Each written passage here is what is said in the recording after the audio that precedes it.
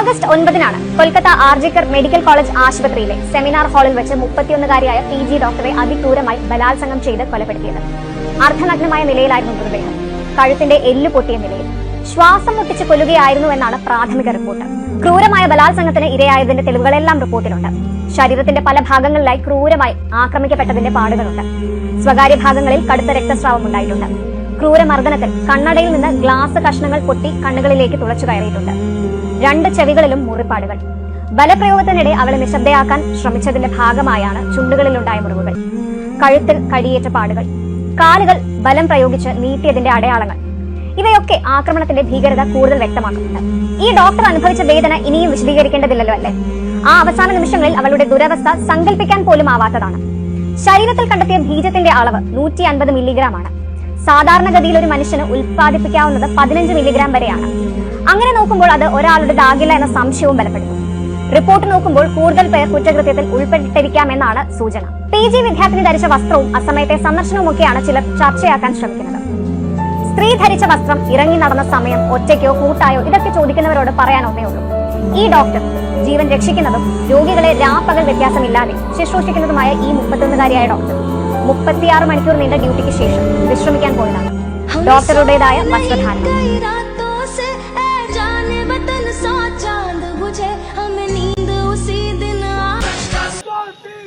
नहीं सहेंगे अत्याचार, 1 2 3 4 नहीं सहेंगे अत्याचार, जस्टिस जस्टिस जस्टिस जस्टिस.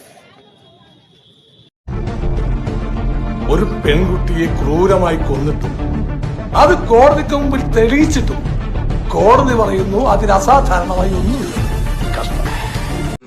मैं भी बिना कुंडी लगाकर सोती, काश मैं भी लड़का होती. झल्ली बनकर दौड़ती उड़ती, सारी रात दोस्तों के साथ फिरती, काश मैं भी लड़का होती. कहते सुना है सबको कि लड़की को पढ़ाओ लिखाओ सशक्त बनाओ, और जब पढ़ लिख कर डॉक्टर बनती, मेरी मां ना खोती उसकी आंखों का मोती, काश मैं भी लड़का होती. 36 घंटे का लगातार कार्य दुश्वार हुआ, बहिष्कार हुआ, बलात्कार हुआ, पुरुष के वहशीपन से साक्षात्कार हुआ. काश उन पुरुषों में भी थोड़े से स्त्रीपन की कोमलता होती, काश मैं ही लड़का होती. कहते हैं CCTV नहीं था, होता भी तो क्या होता. एक पुरुष सुरक्षा कर्मी जो उस पर नजर रखता, उसकी नजर भी कितनी पाक होती. काश मैं एक लड़का होती. अगर मैं एक लड़का होती, शायद आज मैं जिंदा होती. Women, children, इंडिया को क्रिटिसाइज करो. Patriotism and ginkgo. चश्मे को कूटा.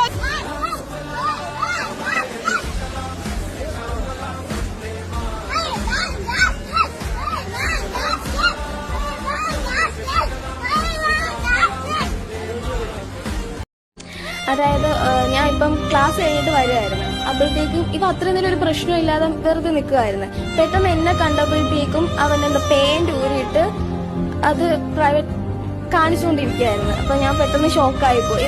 ചോദിക്കണം എന്ത് പറ്റി ദേവസേന. അപ്പൊ ദേവസേന പറയണ എന്റെ മേത്ത് പിടിക്കാൻ അയാൾ ശ്രമിക്കുകയും അങ്ങനെ ഞാൻ അയാളുടെ കൈവിരല് വെട്ടി മാറ്റുകയും ചെയ്തു. അപ്പോൾ അത് കണ്ട് നിന്നിരിക്കുന്ന ആൾക്കാരെല്ലാവരും അത് അത്ഭുതപ്പെട്ടു. അപ്പോൾ എന്നോട് ബാഹുല് പറയണ്ട അവന്റെ കൈവിരലല്ല വെട്ടണം, അവന്റെ തലയിലാണ്. അത് ഡോക്ടർ സഹോദരിക്ക് നേരിട്ട ഇത് തന്നെയാണ്. ഇതിന് നീതിപീഠമല്ല അവന് മരണശിക്ഷ കൊടുക്കണം. നമ്മുടെ കൊൽക്കട്ടയിലെ സഹോദരിക്ക് നേരിട്ട കാര്യങ്ങളൊക്കെ നിങ്ങൾ കണ്ടാണ്. ഞാൻ ചില സമയങ്ങളിൽ ആലോചിക്കും ഒരു ബാഹുബലി ആയാലും, പക്ഷേ ബാഹുബലി ആവാനായിട്ട് ഇപ്പൊ നമുക്ക് പറ്റില്ല. അപ്പൊ നമ്മൾ നിയമത്തിന്റെ ഇതിലൊക്കെ അടിസ്ഥാനപരമായിട്ട് നമ്മുടെ ഇന്ത്യ സ്വാതന്ത്ര്യം ലഭിച്ചുകൊണ്ട് നമ്മൾ ഏറ്റവും കൂടുതൽ നമ്മൾ സ്നേഹിക്കുന്ന നമ്മുടെ ഭാരത മാതാവിനെ ഇപ്പൊ ചിന്തിരിക്കും. അപ്പം നമ്മളെല്ലാവരും ഇതിനു വേണ്ടി പ്രതികരിക്കുക. ഒരു ഡോക്ടർ എന്ന നിലയിലല്ല, സാധാരണക്കാരൻ എന്ന നിലയിൽ പോലും നമ്മൾ ഇതിന് പ്രതികരിക്കേണ്ടതാണ്.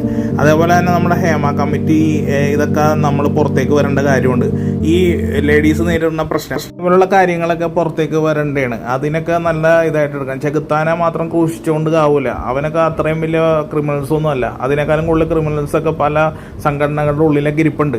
അപ്പോൾ അത് പോട്ടെ, നമുക്കിപ്പോൾ പറയാൻ വരുന്നത് നമ്മുടെ ഡോക്ടർ ഈ കുട്ടിക്ക് നേരിട്ട് ഈ ഒരു ഹീനകരമായ പ്രവൃത്തി എല്ലാ വുമൺസും നേരിടുന്നുണ്ട്. അതേപോലെ തന്നെ ഞാൻ ഇപ്പോൾ പറയുന്ന വേറെ ഒന്നും കൊണ്ടല്ല, എനിക്കും ഇതേപോലെ പെങ്ങാന്മാരുണ്ട്. എൻ്റെ പെങ്ങാള്, എൻ്റെ പെങ്ങന്മാർ, അതേപോലെയുള്ള അവരെ അവരെയൊക്കെ നമ്മൾ പ്രൊട്ടക്റ്റ് ചെയ്യേണ്ട കടമ ഒരു ആണെന്ന നിലയിൽ നമുക്കുണ്ട്. എല്ലാവരുടെയും വില കളയാൻ വേണ്ടി ഇങ്ങനെ കുറേ ഡാഷ് മക്കൾ ഇറങ്ങിയിട്ടുണ്ടാവും. ഇവന്മാർ കഞ്ചാവ് ഡ്രഗ്സ് ഒക്കെ യൂസ് ചെയ്തിട്ട് വന്നിട്ട് ഹോസ്പിറ്റലുകളിൽ പ്രശ്നം ഉണ്ടാക്കും. എൻ്റെ അമ്മ ഒരു ഫാർമസിസ്റ്റ് ആയിരുന്നു, അതുകൊണ്ട് എനിക്ക് ഈ നേഴ്സ് സ്ത്രീകളെ എൻ്റെ കസിൻസ് ഡോക്ടേഴ്സ് ഉണ്ട്, അങ്ങനെ കുറേ ടീമുകളൊക്കെ ഉണ്ട്. ഇവരൊക്കെ ആയിട്ട് ഞാനിപ്പോൾ അധികം കമ്പനിയായിട്ടില്ല, എന്നാൽ പോലും ഞാൻ ഈ പറഞ്ഞ ദുബായ് ഗവൺമെൻറ് സർവീസിലൊക്കെ ആയിരുന്നപ്പോൾ നമുക്ക് അവിടെയൊക്കെ നന്നായിട്ടൊക്കെ അറിയാം, പല ഹോസ്പിറ്റാലിറ്റിയിലും ചെയ്യുന്ന പിള്ളേരെ. അപ്പോൾ എന്താണെന്ന് വെച്ച് കഴിഞ്ഞാൽ നമുക്കിങ്ങനെ നേരിടുമ്പോൾ ഒരു പ്രശ്നം എന്ന് വെച്ചാൽ ഒരു കുട്ടിക്ക് ഉണ്ടാവുന്ന മാനസിക സംഘർഷം നിങ്ങളെല്ലാവരും മനസ്സിലാക്കണം. പെൺകുട്ടി എന്ന നിലയിലേക്ക് അവൾക്ക് പ്രത്യേകിച്ച് പീരീഡ്സ് കാര്യങ്ങളൊക്കെ ഉണ്ടാവും.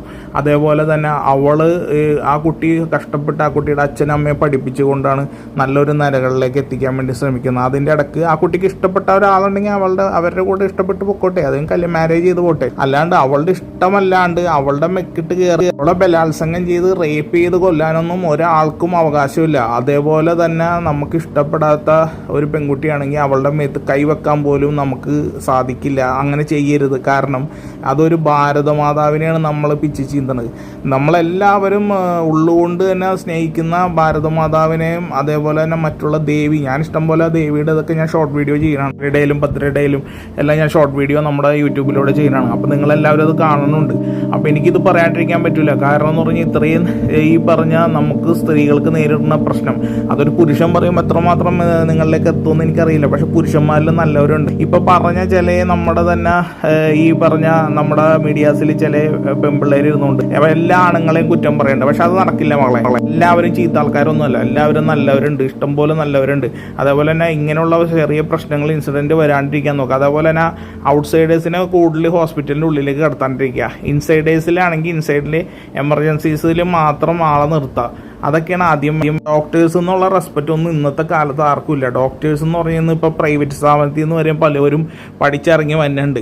അപ്പോൾ എന്താണെന്ന് വെച്ചാൽ അതെന്ന് പറയുമ്പോൾ ഇപ്പോൾ നമുക്ക് മെറിറ്റിൽ സീറ്റ് കിട്ടിയിട്ട് എക്സാം എഴുതി വന്ന ഡോക്ടേഴ്സൊന്നും അല്ല. അവർ ഇന്ന സ്ഥലത്തെന്ന് പറയുമ്പോൾ തന്നെ നമുക്കറിയാൻ പറ്റും അവർക്ക് ഇത്ര ക്വാളിറ്റി ഉള്ളൂ എന്നൊക്കെ കണ്ടുകൊണ്ടാണ് ചില ക്രിമിനൽസ് ഇതിലേക്ക് ഇറങ്ങിത്തിരിക്കുന്നത്. അതേപോലെ തന്നെ നേഴ്സുമാരെയൊക്കെ ദേശരാജ്യത്തൊക്കെ എടുത്ത് നോക്ക്, അവിടെയൊക്കെ ഇത്രയും കൂടി കൂടുതൽ റെസ്പെക്റ്റ് ഇവർക്ക് കിട്ടുന്നുണ്ട്. അതേപോലെ തന്നെ പൈസയും കിട്ടുന്നുണ്ട്. ഇവിടെ തന്നെ ഒരു ഡോക്ടർ പഠിച്ചിറങ്ങിക്കഴിഞ്ഞാൽ ആ കുട്ടിക്ക് ചിലപ്പോൾ 25,000 അതേപോലെ തന്നെ 30,000 ഒക്കെ കിട്ടണമെന്ന് പറഞ്ഞാൽ ഒരു കുറച്ചും കൂടി കഴിയണം. അതേപോലെ അതിന് 15,000 വരെ വാങ്ങിക്കുന്ന ഡോക്ടേഴ്സിനെ ഞാൻ അറിയും. ഇത്രയും കഷ്ടപ്പെട്ടാണ് ഓരോ ഡോക്ടേഴ്സും ഇതൊക്കെ ചെയ്യുന്നത്. എന്നിട്ട് അവരുടെ മുമ്പിലെത്തുന്ന പേഷ്യൻസ് അവർ വേദന കൊണ്ട് പൊളയുമ്പോൾ ഇപ്പം തന്നെ നമ്മുടെ കൊറോണ വന്ന് എന്തോരം ഡോക്ടേഴ്സും അതേപോലെ നേഴ്സസൊക്കെയാണ് എത്ര റെസ്പെക്റ്റോടുകൂടി എല്ലാവരും ചികിത്സിച്ചത്. ഈ നന്ദി കെട്ടവന്മാർക്ക് ഇതും കൂടി ആലോചിച്ചൂടെ? ഇത്ര കഷ്ടപ്പെട്ടിട്ടാണ് ഇത്രയും കാര്യങ്ങളിൽ എല്ലാവരും നോക്കുന്നത്. പിന്നെ വേദന, ഇന്നാൾ ഞാൻ എൻ്റെ അമ്മേനെയും കൊണ്ട് ഒരു ഹോസ്പിറ്റലിൽ പോയി. ആ സമയത്ത് അവിടെ ഒരു ടീം വന്നിട്ടുണ്ടായി. അവർ ഞങ്ങളെ ചികിത്സിച്ചുകൊണ്ടിരിക്കുന്ന നേരത്തെ തന്നെ സിസ്റ്റേഴ്സ് പോയി അവരെയും ഡ്രസ്സ് ചെയ്തെല്ലാം ചെയ്ത് അവൻ്റെ വേദന മാറിക്കഴിഞ്ഞപ്പോൾ അവരെ തല്ലാൻ പോകുന്നു. എന്നിട്ട് ഞാനെ കൂടി ഇടപെട്ടാണ് അവരെ സ്റ്റോപ്പ് ചെയ്യിപ്പിച്ചത്. അപ്പോൾ അത്രയും പ്രശ്നങ്ങളിൽ നേരിടുന്നുണ്ട്. അപ്പോൾ എന്താണെന്ന് വെച്ചാൽ നമ്മുടെ ഡോക്ടേഴ്സിന് നമ്മൾ റെസ്പെക്റ്റ് കൊടുക്കുക. അതേപോലെ തന്നെ നമ്മൾക്ക് ചെയ്യാവുന്ന കാര്യങ്ങൾ അവർ ചെയ്തു തരുമ്പോൾ നമ്മൾ അതിനനുസരിച്ച് നമ്മൾ അവരെ റെസ്പെക്റ്റ് ചെയ്യുക. അതേപോലെ കൂടെ നിൽക്കണവർ മറ്റുള്ളവർ എന്തെങ്കിലും ഒരു ചെറിയൊരു സീൻ ആ ഡോക്ടറിന് വരുമ്പോൾ അത് മറ്റുള്ളവരോട് പറയാനും അതിൽ നിന്നും പിന്തിരിപ്പിക്കാൻ ഏറ്റവും കാര്യങ്ങൾ ആദ്യം ചെയ്യുക. ഗവൺമെൻറ് വരുന്നത് ഇതിൽ ഞാൻ പറയില്ല ഒന്നാമതാണ്, രണ്ടാമത് തന്നെ വരുള്ളൂ. ആദ്യം ഗവൺമെൻറ് ചെയ്യേണ്ടത് അവിടെ കൃത്യമായിട്ട് സെക്യൂരിറ്റീസിനെ കൃത്യമായിട്ട് ഇപ്പോൾ ഗവൺമെൻറ് ഹോസ്പിറ്റൽസ് ആണെങ്കിൽ സെക്യൂരിറ്റീസിനെ യൂസ് ചെയ്യുക, പ്രൈവറ്റ് ഹോസ്പിറ്റലാണെങ്കിൽ അവരുടെ സെക്യൂരിറ്റീസിനെ യൂസ് ചെയ്യുക. അതുകൂടാണ്ട് തന്നെ ഔട്ട്സൈഡേഴ്സിൽ അതുപോലെ തന്നെ ആ പേഷ്യൻറ്റിനോട് ഒരാളെ മാത്രം നിർത്തിയാൽ മതി വാർഡിൽ. അതേപോലെ എമർജൻസി സിറ്റുവേഷൻസ് ഹാൻഡിൽ ചെയ്യാനുള്ള സ്റ്റാഫുകളെ നിയമിക്കുക. അങ്ങനെയൊക്കെ വന്നു കഴിയുമ്പോൾ ഓട്ടോമാറ്റിക്കലി അറ്റൻഡേഴ്സിനെ നിയമിക്കുക. അതേപോലെ തന്നെ കൃത്യമായിട്ടുള്ള ഡ്യൂട്ടി ടൈംസ് ഒക്കെ ഇവർക്ക് ഇതായിട്ട് കൊടുക്കുക. ശേഷം പീരീഡ്സും മറ്റുള്ള കാര്യങ്ങളൊക്കെ കൃത്യമായിട്ട് നിർവഹിച്ചുകൊണ്ട് മുന്നോട്ട് പോവുക. അപ്പോൾ അങ്ങനെയൊക്കെ വരുമ്പോൾ ഓട്ടോമാറ്റിക്കലി ജോലിഭാരം കുറയുകയും അങ്ങനെ നമുക്ക് ഈ പറഞ്ഞ റിലാക്സേഷൻസ് അവർക്ക് കിട്ടുകയും ചെയ്യുന്നു. അതേപോലെ ഹാർഡ് വർക്കായിട്ട് ഇവർ ചെയ്യുമ്പോൾ എന്താ പ്രശ്നം എന്ന് വെച്ച് കഴിഞ്ഞാൽ ഇതിൻ്റെ ഒപ്പം ഇങ്ങനെയുള്ള ക്രിമിനൽസും കയറി വന്നിട്ട് ഇവരൊക്കെ ഇത് ചെയ്യണം. ഇപ്പോൾ എൻ്റെ അമ്മ പറയണമെന്ന് വെച്ചാൽ ഞാൻ ഒരു പെൺകുട്ടിനെ കിട്ടിയ ഒരു ഡോക്ടറാണെങ്കിൽ നമുക്കൊരു ക്ലിനിക്ക് ഇട്ട് കൊടുക്കുക, അവൾ അവിടെ ഇരുത്താന്ന് പറഞ്ഞു. അപ്പം अब जनता का क्या कहना है, मतलब ना तो उसने कोई अश्लील कपड़े पहने थे, ना वो गलत जगह पर थी, तो अब तो उसने ऐसा कुछ भी नहीं किया था. जो विद्या का घर है उधर पढ़ाई करते हैं हम लोग, विद्या का घर है उधर माँ सरस्वती को मारा गया. I'm just going to say what I said yesterday. Some of you might be feeling that it's very hot and you've been sitting there for so long. What has almost a decade in government medical college taught you? Welfare meets empathy for poor. People have the same goals, ambitions and struggles irrespective of the background that they come from. Their circumstances, which by the way they did not choose for themselves, do not make them any lesser than us.